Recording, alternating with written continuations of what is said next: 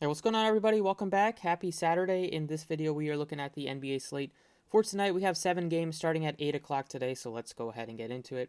As always, if you enjoy the videos, appreciate it for the like button, subscribe if you haven't already.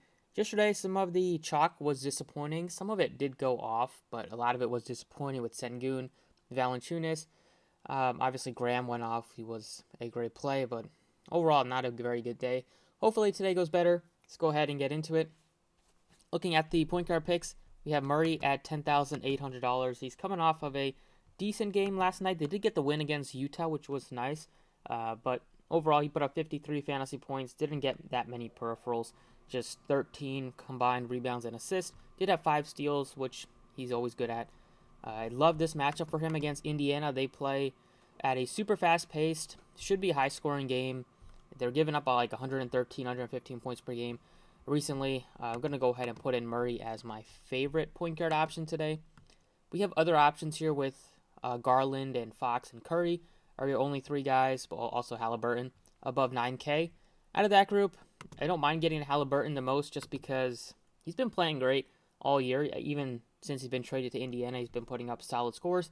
And Brogdon is out, so without Brogdon, more ball handling, more minutes for Halliburton should be a very good game. And both sides benefit. Spurs also play super fast.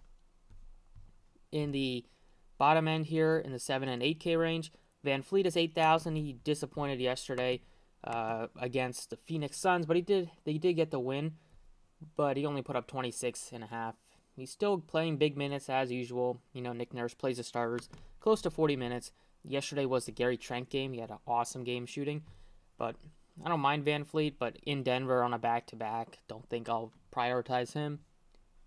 Value-wise, 6K range, Lowry looks okay, but he's just not really doing much. He's had a couple of big games. Some of that was when they were without Jimmy Butler, when they were without some of the other guys, but they're pretty much all healthy, minus they just lost Martin, but now that Oladipo's back,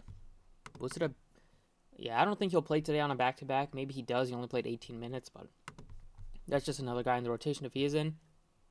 Brandon Williams should be starting at point guard again. There's just a lot of risk for the Blazers just getting blown out of the building. They put up 81 and 85 points the last couple of games. They've lost by over 40 in that stretch, so it's just tough to trust. I think he looks better on FanDuel. 62 is pretty high of a price on DraftKings. You're going to need him to really produce.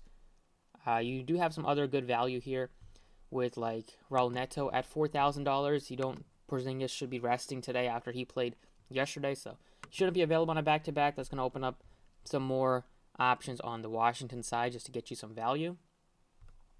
And Mitchell at 34, playing around 20 to 30 minutes. He's kind of quieted down after he got off to a pretty good start this year. At shooting guard, Mitchell looks good. I don't know if Mike Conley will play. He's typically been resting on back-to-backs. I know he played in a couple of back-to-backs, maybe one back-to-back recently. But if there is no Conley and Bogdanovich, if he's still not able to play, then some of these Utah guys look appealing, like Mitchell at 86. But I do like Clarkson a lot. He's super affordable on DraftKings, even on FanDuel.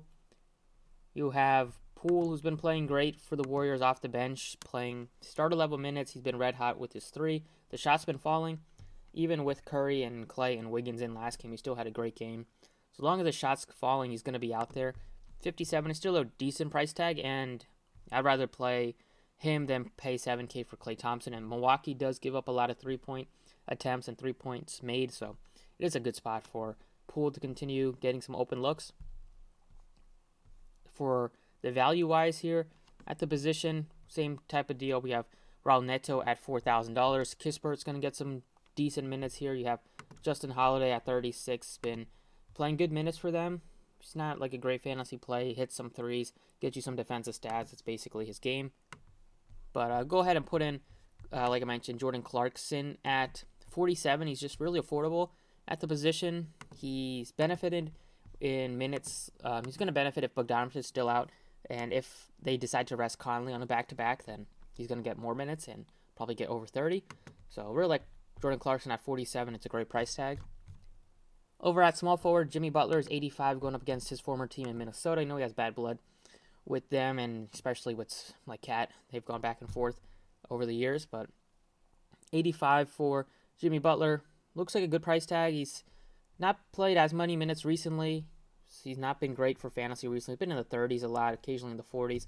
But this type of game, price tag is really affordable at 85. He's the most expensive guy at small forward, so he's a top dog at the position. He looks way better than Josh Hart. I like him probably more than like Middleton and Edwards. Value-wise, you have Gary Trent, who gives you a lot of upside if he continues to rain down threes. In the 5K range, you have Brissett, should get some more minutes, but he's 54. Gives you some upside, but they do have a lot of bodies now, even without Brogdon. I do like to go down here if I could with some more value here. 41 for Avdija is going to get some more minutes today, but probably looking at like Kispert or Josh Richardson if McDermott is still out. He played well last night, and he's played well when he's been inserted into the starting lineup for them. And see, keep going further down. 3K range here. We might get a $3,000 flat Trent Forrest starting. If that is the case, he looks like a decent value, but we'll have to wait and see what out of the news we get from Utah. Over at power forward, Giannis is 12K, 12-2 against Golden State. He's always a good play. Not too many superstars on the slate besides Giannis and Jokic are the top dogs. You don't really have anybody else besides those two in terms of you really want to pay off for them. But I do like saving a little bit of money and get to like DeJounte Murray. We have some other guys that look appealing that are not super expensive, but they still give you 50-point upside.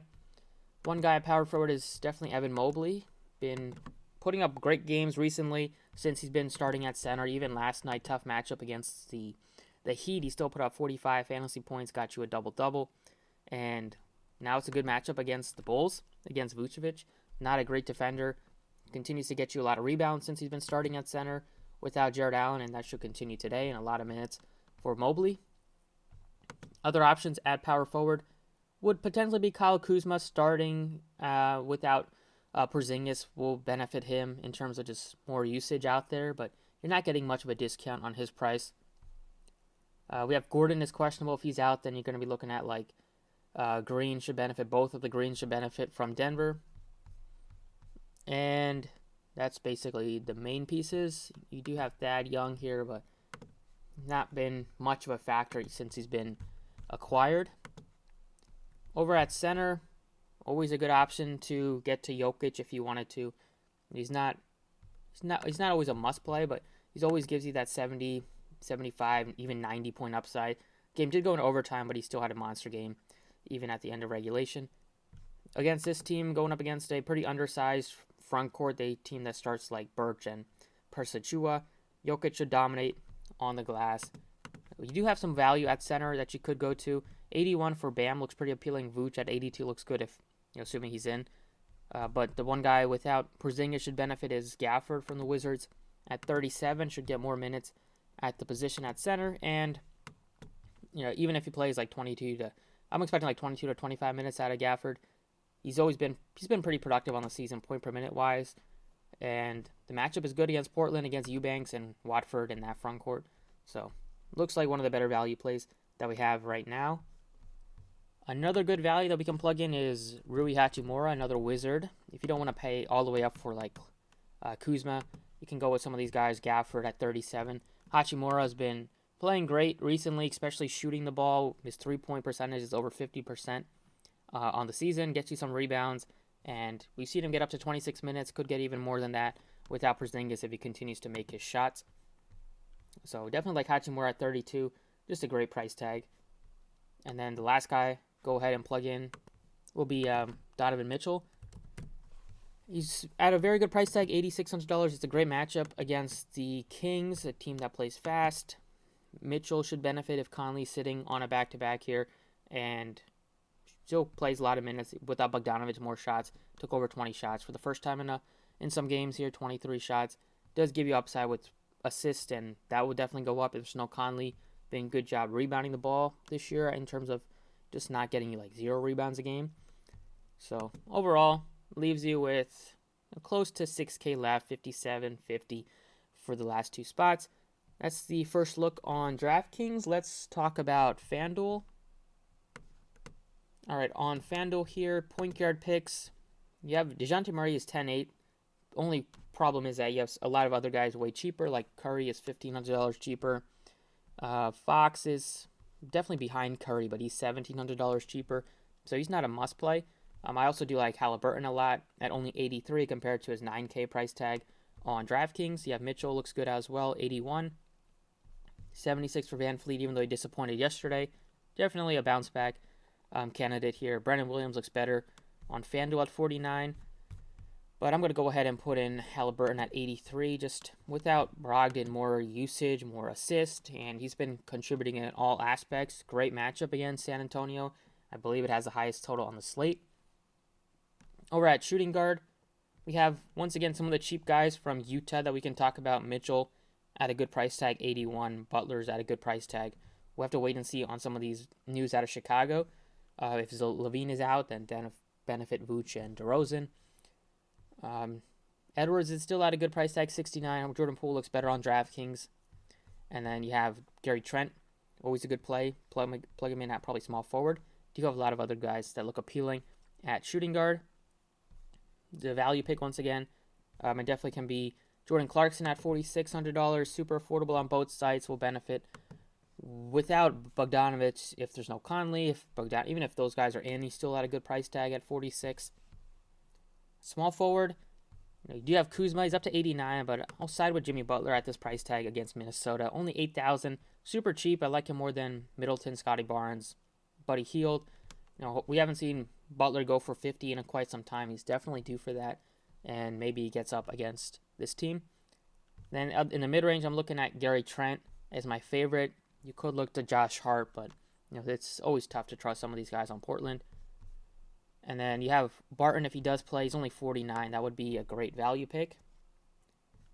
Power forward, Giannis looks awesome at 11.8. You do have $8,800 for Mobley. He's a bit expensive. He looks better on DraftKings. I might rather get down to Sabonis or get down to like Siakam here at 82. Good price tag for Siakam. He's routinely playing over 40 minutes a game if he's not in any sort of foul trouble or the game's not a blowout.